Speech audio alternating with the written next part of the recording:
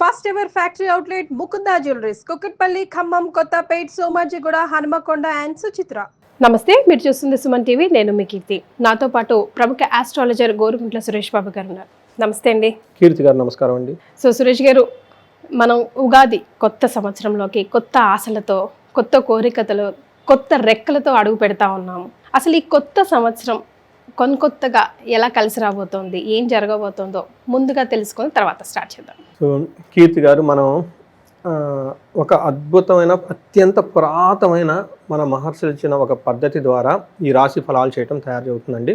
అంటే జ్యోతిష శాస్త్రంలో చాలా ఉంటాయండి, చాలా కాన్సెప్ట్లు, చాలా టెక్నిక్స్ ఉంటాయి. నార్త్లో కొన్ని, సౌత్లో కొన్ని, కేరళలో కొన్ని. మన ఇండియన్ ఆస్ట్రాలజీని వేరే కంట్రీస్ని అడాప్ట్ చేసుకొని వాళ్ళు మళ్ళీ అప్గ్రేడ్ చేసి మళ్ళీ అది మనం తీసుకొని చాలా ఉందండి. ఇట్స్ ఎప్పటి నుంచో ఉన్న జ్ఞానం అండి. అయితే మనం ఈ రాశి ఫలాలు చెప్పుకునేది, అందులో ఉగాది మంతు రాశి ఫలాలు చెప్పుకునేది, ఈ ఉగాది మంతు రాశి ఫలాల్లో కూడాను మనం చేసే స్టైల్ వచ్చేటప్పటికి ఈ జ్యోతిష శాస్త్రం అత్యంత పురాతనమైన పద్ధతి, the most oldest and traditional. అంటే స్టిల్ ఇప్పుడే మనం చదువుతున్నాం. ఇది విల్ బి దేర్ అండి, ఇది ఇంకా ఇది విల్ బి దేర్ అండి. 1000, 2000 వీ డోంట్ నో. భూమి ఉన్నంత వరకు ఇది ఉంటుంది, ఎప్పటికీ దీన్ని తీసేయలేదు. ఎంత పాతదో మనకు తెలియదు, ఎంత కాలం ఉంటుందో కూడా మనం అంచనా వేయలేం. అంటే వాళ్ళు ఎలా చెప్తారంటే, చాలా మందికి ఇక్కడ ఉన్న జనరేషన్స్కి మనకి A+B² అని అంటాము. అందులో అసలు A స్క్వేర్ ఏంటి, అసలు B² ఏంటి, 2AB ఏంటి, అది అర్థం చేసుకోవాలి. అసలు A స్క్వేర్ అని మనం ABCలో రాసి నేర్చుకునేటప్పుడు ఉండదు. ఆ లాజిక్ ఏంటి, అది మన ఆ బిహైండ్ ఉన్న ఆ లాజిక్ని అర్థం చేసుకోకపోతే it looks like some kind of A foolish statement, ఆ సెంటెన్స్ లాగా ఉంటుందండి. సో అదర్వైజ్ మనకు సంబంధం లేనిది ఇది. A+B మనకి ఏం సంబంధం అండి రియల్ లైఫ్లో. ఈ శాస్త్రాన్ని కూడా, జ్యోతిష శాస్త్రాన్ని మహర్షులు సూత్రాల రూపాల్లో పెట్టారండి. మనం మామూలుగా చూస్తే it looks like A foolish thing, nothing. ఏమది మనకు రియల్ లైఫ్లో ఏం ఉపయోగం దాని ద్వారా? దాని గురించి మనం ఎప్పుడు చదువుకోము, అంత టైం స్పెండ్ చేయము. ఎవరో ఏదో మాట్లాడితే అది నెత్తిన పెట్టుకొని మనం నమ్మము, ఇది వేస్ట్, ఇది మూఢనమ్మకం. ఎందుకంటే దాని గురించి మనకు తెలవకపోవడం అలా ఫీలింగ్ అవుతాం. ఎప్పుడైతే మనం తెలిసి టైం స్పెండ్ చేసేది నిజమా అని ఎప్పుడైతే ఎక్స్ప్లోర్ చేస్తారో అక్కడే వాళ్ళకి తెలుస్తుందండి. నేను ఈ జ్యోతిష శాస్త్రం దగ్గర నేర్చుకున్నప్పుడు నాకు నేర్పిన ఒక వ్యక్తి ఈశ్వర సైంటిస్ట్ అండి. చూడండి హౌ, బికాస్ దీన్ని దేర్ బ్రెయిన్ రీసెర్చ్ బ్రెయిన్స్ అండి. వాళ్ళు రీసెర్చ్ చేస్తారు, ఇది ఎందుకు పెట్టారు, దీని వెనక లాజిక్ ఏంటి, అసలు ఏముంది, మొత్తం స్క్రిప్చర్స్ తీయటం, చదవటం, అర్థం చేసుకోవటం. వాళ్ళు దానికి టైం స్పెండ్ చేసి, పర్సనల్గా నాన్ ప్రొఫెషనల్ టైం స్పెండ్ చేసి వాళ్ళు ఇది ఇంత గొప్పదా అని వాళ్ళు స్క్రూటినీ చేసిన వాళ్ళే ఎవ్వరు కూడా కొట్టివేయరండి.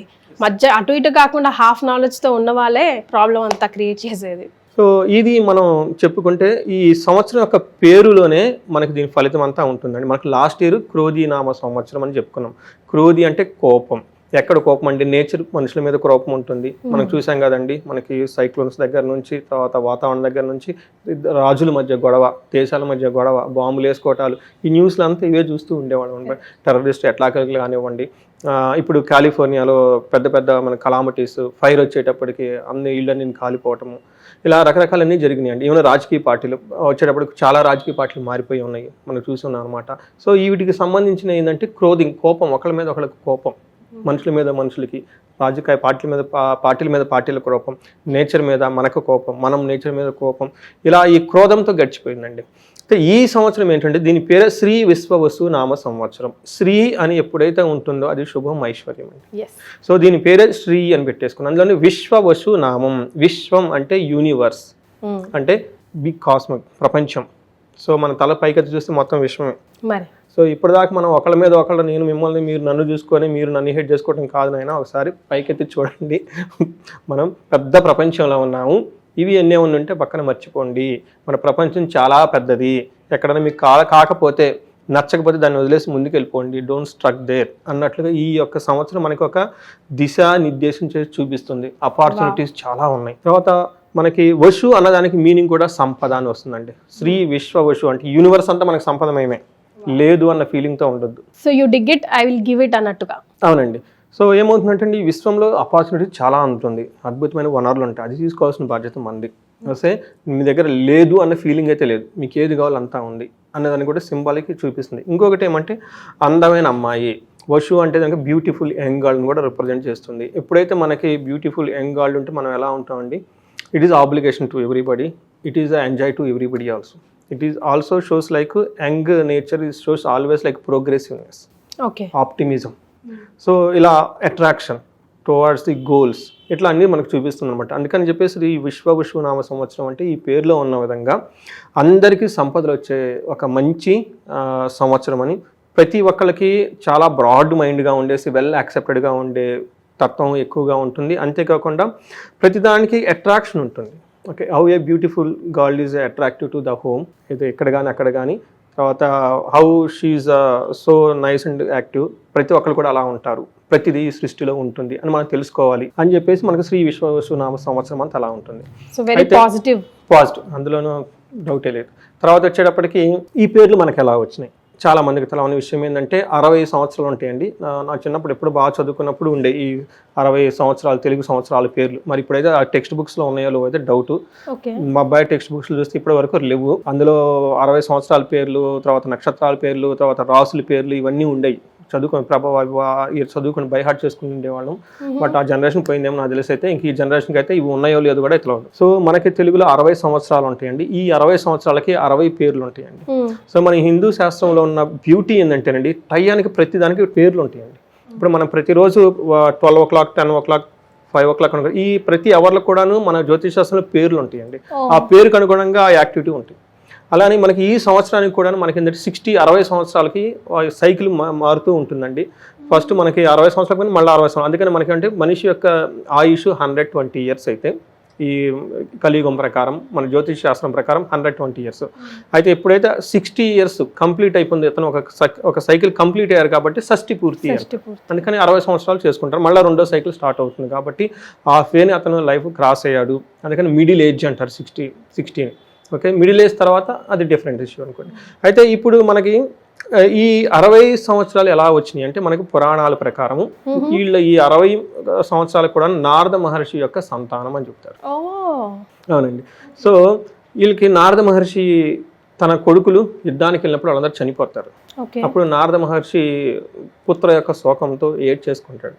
ఏంటి నాకు ఇలా చేసావు, ఎప్పుడు నారాయణ నారాయణని నేను చెప్పిస్తుంటాను కదా, నాకు ఇంటికి పుత్ర శోకం అనగానే అప్పుడు ఆయన విష్ణుమూర్తి వచ్చేసి సృష్టి స్థితి లయ. మనకి విష్ణుమూర్తి అనగానే స్థితి, ఉన్నదాన్ని కాపాడుకుంటూ ఉంటాడు, దీన్ని సస్టైన్ చేస్తూ ఉంటారు. కాబట్టి ఈ సృష్టి సస్టైన్ అవ్వటానికి కాబట్టి టైంలో చాలా ఇంపార్టెంట్. కాబట్టి ఈ మీ యొక్క కుమారులు మళ్ళా బతికి వీళ్ళు 60 సంవత్సరాలుగా ఈ సృష్టిని నడిపిస్తూ సైకిల్ నడిపిస్తూ ఉంటారు.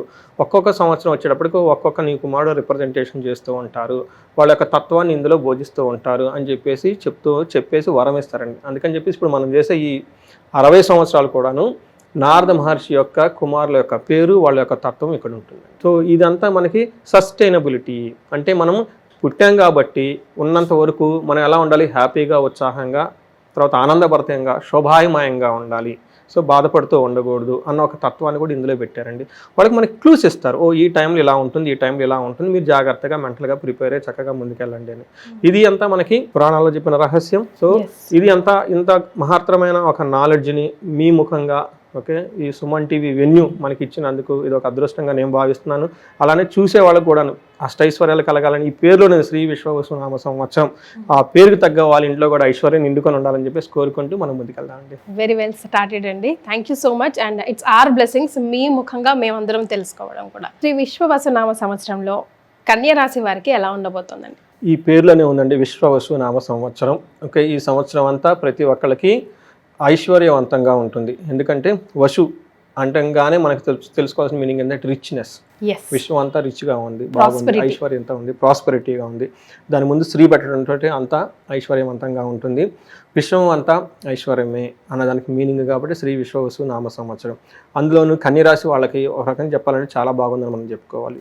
ఈ రాశి వాళ్ళు చాలా చక్కగా వ్యాపారంలో కానివ్వండి, చదువులో కానివ్వండి, ప్రతి దాంట్లో చాలా చక్కగా చూసుకుని వెళ్ళిపోయి మంచి రిజల్ట్ సాధిస్తారండి. సో అయిపోయింది, ఇంకా చూడనవసరం లేదు వీడియో. చూద్దాం. ఇప్పుడు ఇందులో ఉన్న నక్షత్రాలు కనుక చూసుకుంటే ఉత్తర 2, 3, 4 పాదాలు, హస్త 1, 2, 3, 4 పాదాలు, చిత్త 1, 2 పాదాలు అంతా కన్యరాశిలో ఉంటాయండి. పేరు బలం కనుక చూసుకుంటే వీళ్ళకి టో, పా, పి, పు, షం, నా, టా, పే, పో ఈ అక్షరాలు ఇదే సౌండ్తో ఉన్న పేర్లంతా కూడాను ఇదే మోరాల్స్ ఇదే సౌండ్తో ఉన్న వాళ్ళంతా కన్యరాశి కింద వస్తారు. మనం ఇందులో మనకి ఆదాయము, వ్యయము, రాజ్యపూజ్యం, అవమానం చూస్తే మీరు ఎలా ఉంటుందో చూడండి. వీళ్ళకి ఆదాయం 11, వ్యయం 2. అబ్బా సగం సక్సెస్ అయినట్టే. ఇంకేముంది చూడండి, ఆదాయం 11 అంటండి, వ్యయం 2 అంట. 2 అంటే వీళ్ళు బహుముఖంగా దశ దిశలా సంపాదించేసుకుంటారు. మరే ఏది చేసినా బాగుంటుంది. చూడండి, రాజ్య పూజ్యము 6, అవమానం కూడా 6, అంటే న్యూట్రల్. మీ మానాన్ని మీరు పని చేసుకుంటూ పోతూ ఉంటే మిమ్మల్ని అంత ఇబ్బంది పెట్టేవాళ్ళు ఎవరు ఉండరు.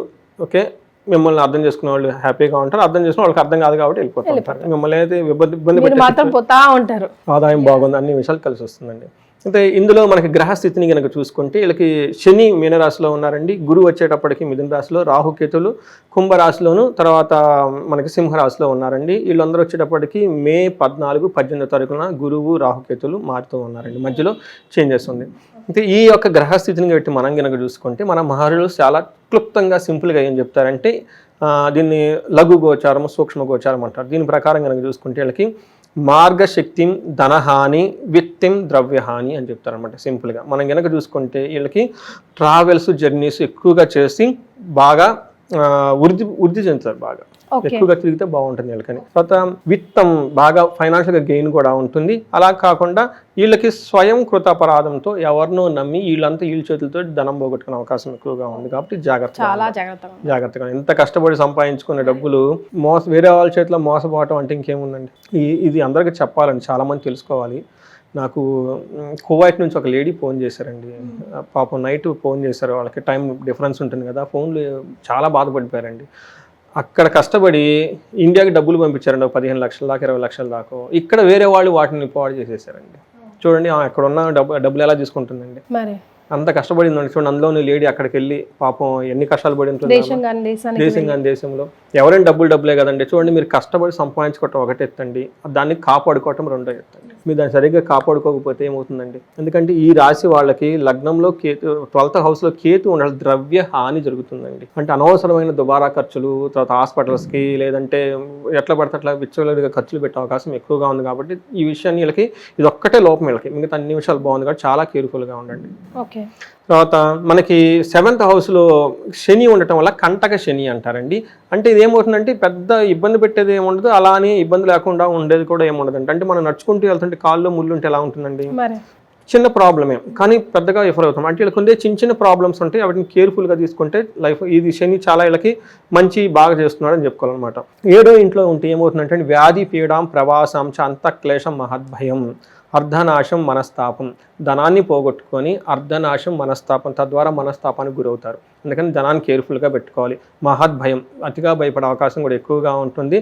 ప్రవాసం అంటే ఫారిన్ స్టేట్లో ఉండి ఫారిన్ చోట్లకు వెళ్ళే అవకాశం కూడా ఎక్కువగా ఉంది. మీకు ఇందాక దుబాయ్ స్టోరీ చెప్పింది ఎందుకేనండి. సో వాళ్ళకు కూడా మోరార్లెస్ ఇదే ఉందండి. అందుకని ఆ రియల్ ఇన్సిడెంట్స్ ఇలా చెప్తున్నానండి.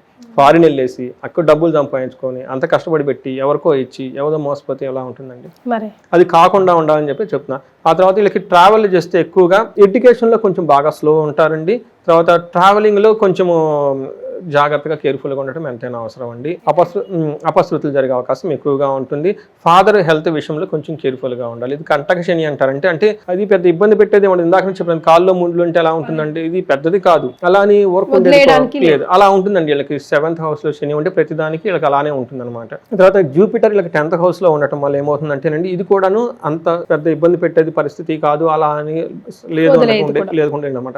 ఒక తటస్థంగా ఉండే అవకాశం ఎక్కువగా ఉంది. అందులోనూ వీళ్ళకి 10th హౌస్లో ఉండటం వల్ల వీళ్ళకి పెద్ద మంచి జరిగే అవకాశం కూడా చాలా చాలా తక్కువగా ఉంది. ఇందాక చెప్పినట్లు న్యూట్రల్గా ఉండే అవకాశం ఎక్కువగా ఉంది. ఇది కొంచెం జాగ్రత్తగా ఉండాలి. కానీ ధనం అయితే టయానికి వచ్చేస్తుంది. తర్వాత ధన ప్రవాహం, అప్పుల విషయంలో వాటి విషయంలో చాలా బాగుండే అవకాశం ఎక్కువగా ఉందండి. అయితే రాహు వీళ్ళకి 6th హౌస్లో ఉండటం వల్ల చాలా యోగ్యతను ఇస్తున్నాడండి, మంచి యోగ్యతను ఇస్తున్నాడు. ఏం చేస్తారంటే 6వ ఇంట్లో ఉండటం వల్ల ధైర్య వృద్ధి, వీర్య వృద్ధి, రిపునాశనం, సదాశివం, గౌర్భూమిచ్చ, మిత్రాణం లాభం అని చెప్తారనమాట. అంటే ఏం చెప్తారంటే 6వ స్థానంలో రాహు ఉండటం వల్ల వీళ్ళు చాలా ధైర్యంగా ఉంటారనమాట. ఏ డెసిషన్ తీసుకున్నా బోల్డ్గా తీసుకుంటారు, పరాక్రమంగా ఉంటారు, శత్రువులపైన వీళ్ళకి విజయం ఉంటుంది. ఏది చేసినా కానీ ఫైనల్గా విజయం వీళ్ళ సొంతం అవుతుంది, శుభంగా ఉంటారు. శత్రువులు కారణంగా భూ ధనం వచ్చే అవకాశం ఎక్కువగా ఉంది. ఇంతకుముందు వీళ్ళు ఏదైనా కానీ కోర్టు వ్యవహారాలు ఉన్నా, లేదంటే పెండింగ్ పనులు ఏదైనా ఉన్నా, లేదంటే ఏదో మంచి పని చేస్తుంటే శత్రువులు ఆటంకాలు పెడుతూ ఉంటారు. అలాంటి వాళ్ళు రియలైజ్ అవుతారు, ఓకే వీళ్ళు మంచి పని చేస్తున్నారు, యూ టేక్ ఇట్, మీరు తీసుకుని వెళ్ళిపోండి అని శత్రువులు వచ్చేసి వాళ్ళకి కావాల్సిన అంత ముందు వాళ్ళు రియలైజ్ అయ్యి వీళ్ళకి అనుకూలంగా పనులు చేసి పెడుతూ ఉంటారండి. సో ఒక రకంగా చెప్పాలంటే ఒక జూపిటర్ తప్పక మిగతా అన్ని విషయాలు చిన్న చిన్న ప్రాబ్లం తప్ప వీళ్ళకి కన్య రాశి వాళ్ళకి బాగుందని మనం తెలుసుకోవచ్చు అండి. ఓకే, సో మరి నక్షత్రాల ప్రకారం కూడా అంతే వండర్స్గా ఉందండి. నక్షత్రం ప్రకారం కనుక చూసుకుంటే ఉత్తర ఫాల్గుని హస్తాచిత్త నక్షత్రాలు ఇందులో ఉంటాయండి. ఇందులో నక్షత్రం ప్రకారం చూసుకుంటే కొన్ని మిక్స్డ్గా ఉందండి, కొన్నిట్లో చాలా ఆపర్చునిటీస్ కనిపిస్తుంది, కొన్ని ఛాలెంజింగ్గా కూడా ఉంది.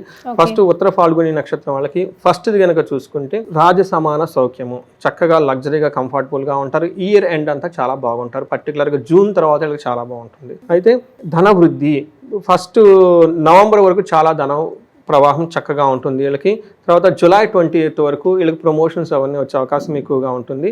జూలై తర్వాత వీళ్ళు కొంచెం కేర్ఫుల్గా ఉండాలి. ఒకటి హెల్త్ విషయంలో ఏమైనా కనుక అప్పటిదాకా బాగా ఇబ్బంది పెట్టుంటే హెల్త్ కూడా బాగుండే అవకాశం ఎక్కువగా ఉంటుంది. వీళ్ళు రెండు విషయాలు చాలా కేర్ఫుల్గా ఉండాలి. జూలై 14 ముందు వీళ్ళు చేసిన పని కానివ్వండి, ప్రాజెక్ట్స్ కానీ ఏదైనా కనుక అందులో లాస్ క్రైసిస్ వచ్చేసి దాన్ని వదిలేసే అవకాశం ఎక్కువగా ఉంది. దీన్ని మరణం అంటారు, అంటే మరణ తుల్యం అని చెప్తారు అనమాట.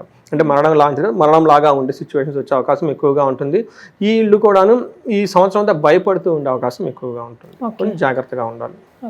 హస్త నక్షత్రం వాళ్ళకి 3 విషయాల్లో చాలా బాగుంది, 2 విషయాల్లో కొంచెం ఇబ్బందులుగా ఉంది. ఫస్ట్ ఎక్కడ బాగుందంటే వీళ్ళకి సంపదలు వచ్చేస్తాయండి. అభిషేకం చాలా, అంటే పట్టాభిషేకం, మంచి ప్రమోషన్స్ రావటం అవన్నీ వచ్చేస్తాయి.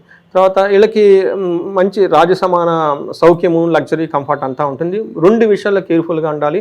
ఆగస్టు 12 వరకు మరణ తుల్యం అని చెప్తారనమాట. ఏదైనా ఒక సిచ్యువేషన్ కానీ పరిస్థితి కానీ వదిలేసుకొని వెళ్ళిపోదాము ఎందుకు అన్న ఒక ఆలోచన వచ్చే అవకాశం ఎక్కువగా ఉంటుంది. క్రైసిస్లో కూడా వెళ్ళిపోయే అవకాశం ఎక్కువగా ఉంటుంది. ఏప్రిల్ నుంచి అక్టోబర్ 30 వరకు ఏదో ఒక విషయంలో వీళ్ళు భయం పడే సిచ్యువేషన్స్ వచ్చే అవకాశం ఎక్కువగా ఉంది. కాబట్టి ఆ 3-4 మంత్స్ చాలా కేర్ఫుల్గా ఉండడం ఎంతైనా అవసరం అండి. చిత్తా నక్షత్రం వాళ్ళకి చాలా స్ట్రైట్ ఫార్వర్డ్గా అండి. ఒకే ఒక్క ఛాలెంజ్, మిగతా అంతా పాజిటివ్గా ఉంటుంది. ఒకటి హెల్త్ విషయంలో ఎవరైనా కనుక బాధపడుతూ ఉంటే హెల్త్ బాగుంటుంది, ధనలాభం ఉంటుంది, సుఖం ఉంటుంది, సంపదలు కూడా ఉంటాయి.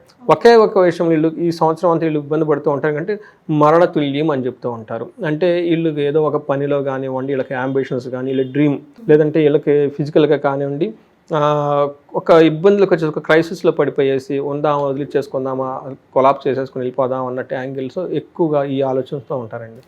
బట్ అది తప్పగా మిగతా అన్ని విషయాల్లో బాగుందని చెప్పుకోవాలి. సో ఆ చిన్న చిన్న ప్రాబ్లమ్స్ కూడా బయటపడడానికి ఏదైనా రెమెడీస్ సూచిస్తారండి? సో వీళ్ళకి ఫస్ట్ మనం గురువుకి 10th హౌస్లో ఉండడం వల్ల ప్రొఫెషన్లో ఎవరైనా కనుక ఉంటే గురువారాలు చేయటం చాలా ఇంపార్టెంట్. శనగలు దానం చేయటం రెండోది. వీళ్ళకి the best remedy, simplest remedy ఏంటంటే టెంపుల్స్ విజిట్ చేయటం, మేధా దక్షిణామూర్తికి సంబంధించిన గుళ్ళు విజిట్ చేయటము, గురువారం శనగలు దానం చేయటం చేయాలి. సో మనకి దక్షిణామూర్తి అవతారం కోటప్పకొండ గుంటూరు దగ్గర ఉందండి. అక్కడ విజిట్ చేసినా కానివ్వండి, అక్కడ హోమం చేస్తారు సామూహికంగా. ఆ హోమం కనుక చేసుకున్నా కానీ చాలా బాగుంటుంది. ఎల్లో కలర్ వస్తువులు ఎక్కువగా వాడుతూ ఉండాలి. అట్లానే వీళ్ళు భగవద్గీత లాంటివి, లేదంటే మన యాన్షియంట్ స్క్రిప్చర్స్ లాంటివి, ఆశ్రమాలు విజిట్ చేయటం, ఇవన్నీ కనుక చేసుకుంటూ ఉంటే లైక్ రమణ మహర్షి ఆశ్రమం కానివ్వండి, ఆశ్రమాలు చాలా ఉన్నాయండి, మన ఆంధ్రాలో కూడా ఎన్నో ఉన్నాయి అనమాట. అక్కడికి వెళ్ళిపోయి కూర్చోవటము, అక్కడ టైం స్పెండ్ చేయటము, గురువు సత్సంగంతో ఉండటము, ఇలాంటివి చేస్తూ ఉంటే ఈ గురువు నుంచి వచ్చే ప్రాబ్లమ్స్ ఏమన్నా వాళ్ళకి చక్కగా ఉంటుంది. బట్ మిగతా అంతా వీళ్ళకి ఓవరాల్గా చూసుకుంటే చాలా బాగుంది. ఎవరికైనా మరణతుల్యం కనుక ఏదైనా ప్రాబ్లం ఉంటే కనుక అమృత మృత్యుంజయ పాశుపతం హోమం ఉంటుందండి. ఇది కనుక చేసుకుంటే ఆ భయం పోతుందండి. భయం పోయేది కార్యక్రమం మధ్యలో ఆగిపోయినా కానీ, ఇంకోటి ఆగిపోయినా కానీ అవి ఆగకుండా ముందుకెళ్ళే అవకాశం ఎక్కువగా ఉంటుందండి. అది చేసుకోమని చెప్పేసి ప్రతి ఒక్కరికి విజ్ఞప్తి. రైట్ సురేష్ బాబు గారు, కన్యా రాశి వారికి తెలుగువారి సంవత్సరాది ఉగాది రోజు ఎలా ఉంటుందో, ఉగాది సంవత్సరం అంతా ఎలా ఉండబోతుందో వివరించారు. ధన్యవాదాలండి.